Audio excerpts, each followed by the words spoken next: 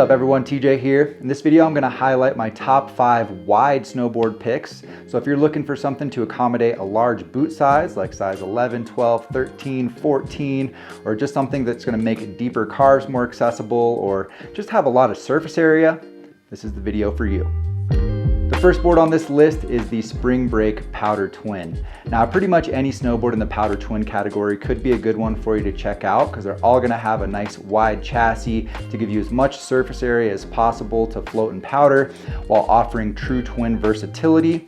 But I like the Spring Break Powder Twin because not only does it give you that wide chassis coming in at 26.8 centimeters at the waist at size 156, but it has some nice stability to it with a flex a little bit on the stiffer side of medium and a camrock profile. So you're gonna get that stability from the camber through the main body of the snowboard with reverse camber in the tips to further help the float and pow and give you a little bit more leverage for presses and things like that.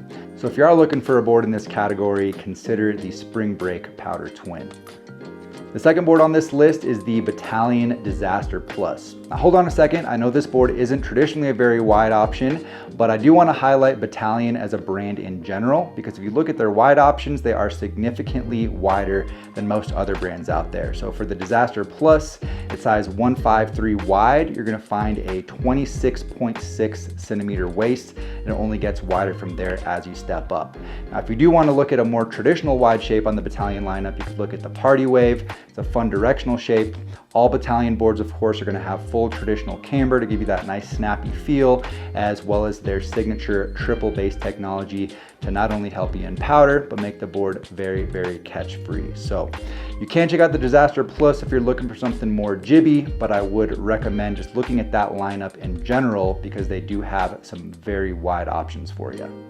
The third board on this list is the Rome Stale Fish. So kind of going along with the theme from Bataleon, I do also want to highlight Rome as a brand to look at wide options in general.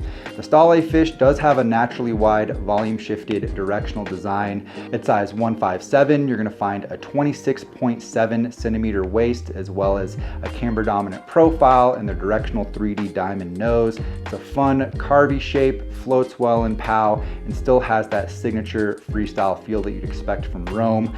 But as another example, you could check out the Artifact 155 wide, which has a 26.6 centimeter waist, and again, only getting wider as you step up in sizing for those wide snowboards. So take a look at Rome, consider the Stale Fish if you're looking for something directional, but I hope that points you in the right direction. And real quick before we move on to the last few, I want to let y'all know that every board I'm talking about today is linked down below this video, so it's easy to find. You can read more about it, but it's also a free way to support the channel at absolutely no cost to you if you are doing any shopping online. The fourth board on this list is the Salomon Dancehaul Pro. The regular Dancehaul could be a good option as well. It's going to have the same geometry, but I was able to test the Pro version last season. And this is going to be another volume shifted design, so you can size down on it a little bit. I rode the 152 last year, and at that size, you're going to find a 26.4 centimeter waist.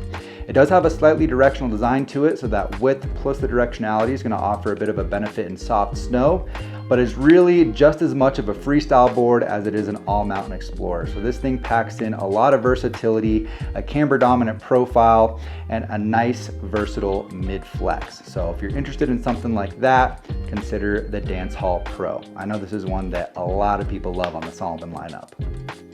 And the fifth board on this list is from a brand I was able to test for the first time last year called Weston Hatchet, and the board is called the Hatchet. Now this is going to be another powder twin style snowboard, and it has a extremely wide chassis, wider than all the other boards I've mentioned so far.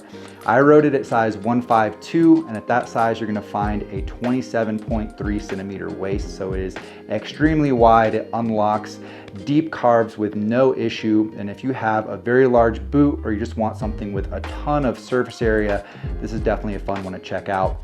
It has a camrock profile, so it does have some decent energy to it with reverse camber in the tip and tail to further help it out in powder as well as give it some nice pressability.